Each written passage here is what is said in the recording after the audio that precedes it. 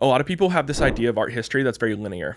It goes Dada, then it goes Surrealism, then it goes Cubism, then it goes blah, blah, blah, blah, blah, like down the line. And I don't think about it that way at all. I think that that's an influence, but really I think art is a representation of the cultural experience of the time. Yep. And the things that become popular or famous are the things that are the most accurate, even if it's super abstract, feeling of the cultural meme that's going on. And so Surrealism was birthed in my mind, in my thesis, out of the Spanish Civil War, like right before World War II.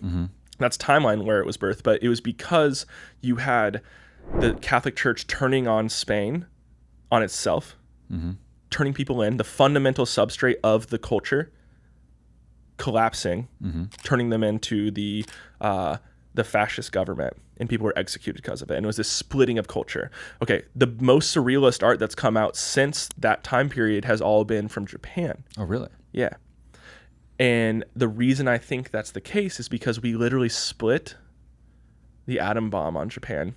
We went from a warrior culture that kind of destroyed all of its testosterone too, if you think testosterone's a genetic thing. Because all the kamikazes. Yeah. Destroyed that, to literally becoming, non-literally, slightly literally, like an American colony, I like to say tongue-in-cheek, where it's like almost subservient.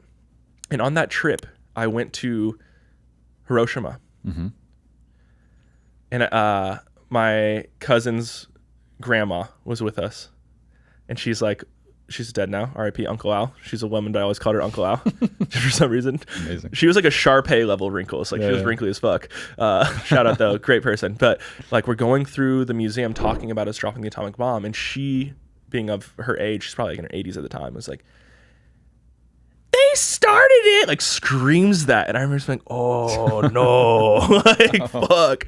But it was super formative to realize like, okay, if a culture can change that dramatically that fast, what does that mean? And what you saw come out of Akira, out of all of these animes consistently, was this surreal, this dream world. Murakami, yeah, like his writing is so surreal. Like it's wild. It's so good. He's my favorite. So author. underrated. So fucking good, bro. Like I didn't know about him until a year ago. Really? And I started reading some of his stuff. I'm in this weird panic mode where I bought like 10 of his books. I'm not sure which one to like commit to, but I mean, his ideas are just so out there. They're amazing. Bizarre and amazing. Can I give you like 2 recs? Please. Do you want like hyper surreal or like great story, pretty surreal? I abstract that all away. I just want the best, like your best content. My favorite one. Most formative. Most formative for me because it was the first. So the first one I actually read was called After the Quake. It was a series of short stories that I read in like 2014. Okay, I haven't heard of that. That was great. It was like small. Formative for me, 1Q84 was definitely formative. Okay. The thing that got me like the most body feeling excited was Kafka on the Shore, and my favorite book of all time is Hard Boiled Eggs at the End of the World. It's like the most surreal of all of them. Yeah. Name. Yeah, it's the most surreal of all of them, and it's so fucking good. So I started reading 1Q84. That one grabbed me the most. Yeah, it's fucking massive though. It's a slug. It's a haul of a read. But then someone told me I have to start with a different book. Wind Up Bird Chronicle. Yeah. A lot of people like that. It's great. And that one hasn't grabbed me as much. I like 1Q84 because it's better. so fucking weird in the beginning. Yeah. So I think I'm gonna go back to 1Q84. But I would either do that or Kafka on the Shore would be a great one. That's like it starts strong normal world. Okay. But it exits that dramatically. I love it. Yeah. This is helpful for your audience because most people don't know Murakami. Yeah. And if you're listening to this, gotta read it. Go dive in. Yeah. And also, I mean, if you think about the anime stuff that's gotten really popular, like Spirited Away, all of the different Studio Ghiblis, they're all surreal as fuck. Dreamland. It's how we process dreams. So that's like my thesis. So when you say the word, like it is this rip in like the continuum, it's like that to me is such an important part of Japanese culture. Dreamlands. I mean, I think that's one thing that draws me the most is spatial computing. It's just dreamlands. Everywhere you look, everywhere you go, on demand. Okay, so you said microdosing awe. That was a powerful statement, I think. On demand. Because when I think about the thing that created the most awe for me that humans made is probably La Sagrada Familia, which took like hundreds of years. Amazing. Yeah. The inside though, not the outside. I was just there last year. Did you go inside? Yeah. The inside. Yeah. The inside to me is fucking crazy. You look up and it's just like, how the fuck is this possible? You know where else I went recently? I went to Turkey, and I went to some of the. I was in Istanbul. Yeah. I went to some similar, some temples that were mind blowing. There's also this underground. What do you call the underground things where they store water? I'm drawing a blank, but it just is this massive underground like water storage tank. Sounds like something out of Dune. What's the word for it? It's gonna kill me. But anyway, A siege. it doesn't make sense that humans built any of this stuff. Yeah. This is why I believe in aliens, for the record. I think aliens were here amongst us to build all that. There's no other way. Yeah. I mean, that's an increasingly popular view. So, like, Yeah, it might be true. It's no longer contrarian. Yeah. I'm part of the tribe. Let's go. I think it's still contrarian. It's so funny. They teach. This is where I have great questions for you. I promise, but I'm just gonna keep rambling for a little bit. This is the playground. It's so funny because I was at, like, my family's very liberal. I'm very libertarian, but like my family's very, very liberal and very like system.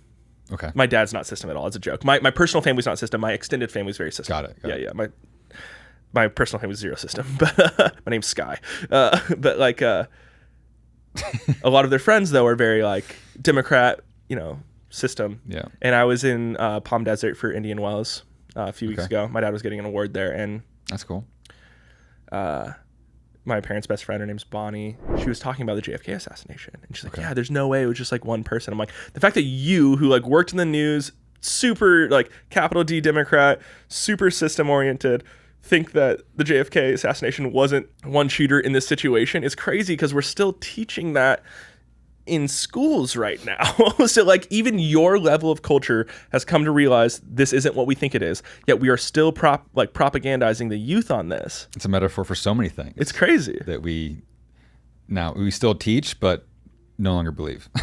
How have you seen use cases or thought about like spatial computing with education? Oh my God, that's the use case. That's the thing that keeps me in it, I think.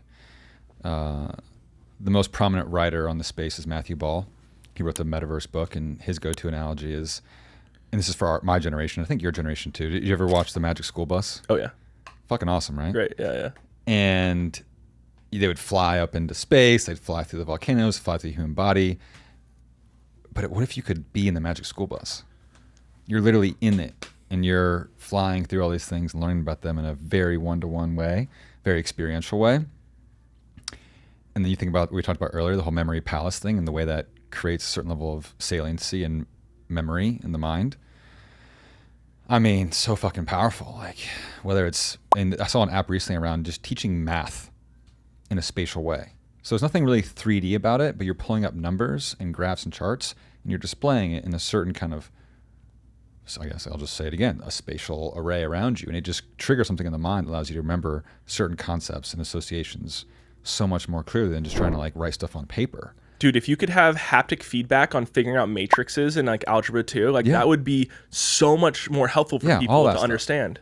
Totally. Yeah. I mean, that's the thing that's also amazing about spatial is if you can tie spatial to other input modalities like haptic, like voice, create a more natural computing experience, the ability to engage with the computer, but not think about how to engage with the computer. You take away that learning curve. The space to learn the thing opens up entirely.